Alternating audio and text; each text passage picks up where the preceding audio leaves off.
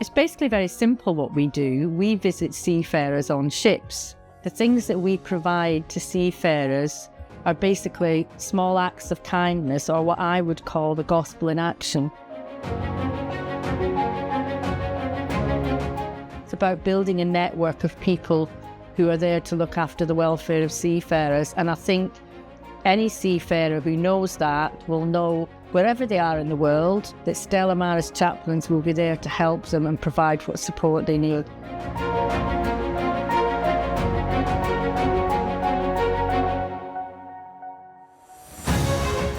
With our volunteers, we offer them a link with the outside world, a friendly chat, and a good supply of SIM cards, rosaries, Bibles, bottles of holy water, miraculous medals.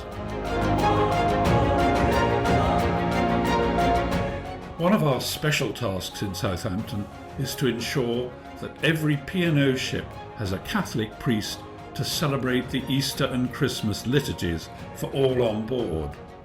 But they are there especially for the crew. They have the opportunity to receive the sacraments, talk to a priest, and attend Mass, even if it's at 11:30 at night, when they have finally finished work for the day. So everyone can fortify themselves spiritually for time at sea.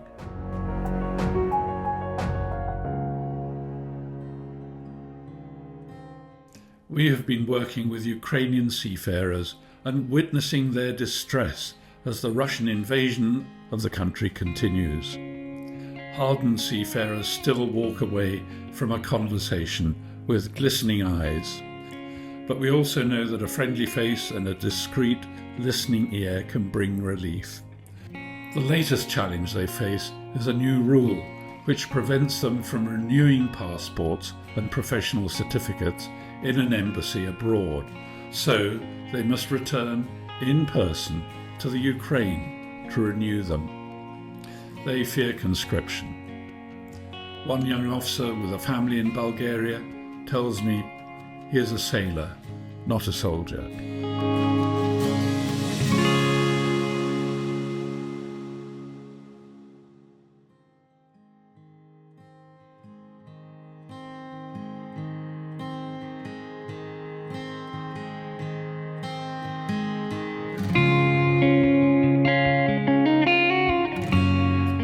A heavy wave broke over the bow and swept Ray along the deck.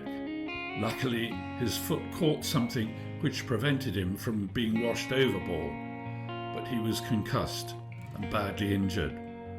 He had broken some vertebrae and ribs, badly wrenched his shoulder and injured his hip. He had to be medevaced off the ship in mid-channel and was flown to Portsmouth. Subsequently, his shipping company contacted me and asked if I could visit Ray in hospital. He was in agony, a stranger in a foreign hospital. He could hardly breathe. His only clothes had been cut off him in the helicopter. We got to know each other very quickly.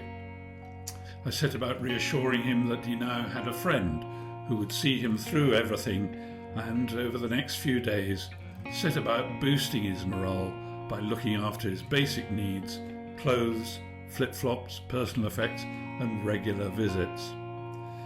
I made sure he was always in touch with his wife and family back home in the Philippines.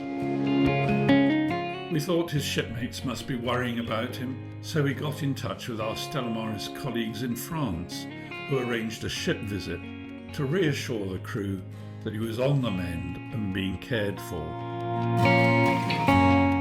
Our Stella Maris volunteers joined in with visits and spiritual support. In time, Ray was kitted out with winter clothes, ready to start a painful journey home. His shipping company were marvellous, arranging a special taxi, Heathrow wheelchair, business travel, an ambulance and private hospital in Manila for further tests and treatment, where he would be supported by his family.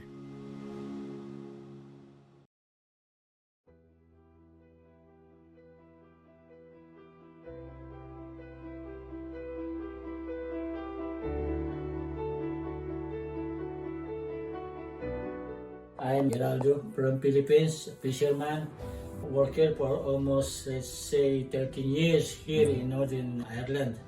I am happy working as a fisherman, but last year there is something really happened, not good to my health. I was suffering, the terrible stomach pain. The ambulance picked me up and they bring me to hospital. They found out that I had a colon cancer. I thought they're going to admit me to the hospital. They give me a bed or what, but they sent me home. So I don't have, let's say, home. I don't have a flat. So that's why I asked help from Stella, from Deacon Joe, and then with his some colleagues. Without Stella help, I'm already dead.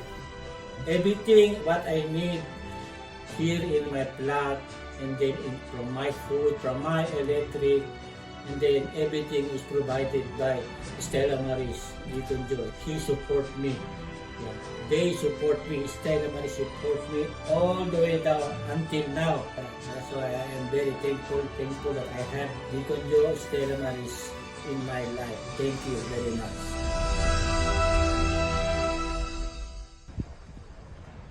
The Centenary Emergency Fund, also known as the CEF, was set up as part of our 100-year anniversary initiative and activities to help any seafarer or fisher that might be struggling or having some sort of difficulty. This grant was to provide some sort of relief, some temporary support that helps the seafarer or the fisher to go back to sea, or it would enable the family members back home to move on with their lives from that particular situation. Although we get a wide range of seafarers and fishers facing an array of difficult situations that sometimes cause great stress or anxiety, I will just briefly explain how we supported people in two such cases. The first was a young UK seafarer who had completed all of his training at a maritime academy just as COVID hit, and this stopped him from getting his required sea hours on a ship. This situation caused him some financial hardship over the next 2 to 3 years.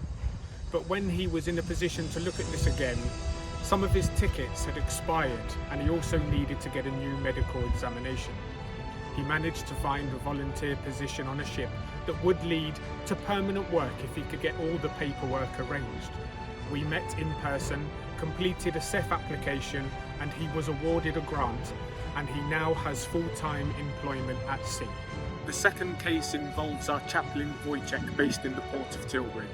On a routine visit to a ship, he met a Filipino seafarer who explained how his brother was a fisherman back in the Philippines, but had tragically died and sadly left behind a wife and 5 children. Wojciech completed a CEF application and a grant was awarded to help the family with general living expenses, but also some extra funds to help set up a small business of selling fish in the local community. This grant was paid to one of our chaplains in the Philippines, and the money was taken personally to the family, which demonstrates the strength, commitment and reach of the Stella Maris family network. The great benefit of the Centenary Emergency Fund is that although for us as a charity the relatively small amounts of money that are given out make the grants an absolutely huge and incredibly positive impact on those we are helping. The countless examples we have highlight how we are more than simply a phone number, an email address or a cash dispenser. We are so much more than simply a person behind a screen. It's true that we sometimes do provide financial support in times of emergency, but the real gift for those we support is that we are truly and physically present for the seafarers, for the fishermen and for their families. We have a personal and special relationship. Those that we support know that we are there when they need us. We are the servants, we are the hands, we are the feet, and we are the face of Christ to the people of the sea and to their loved ones.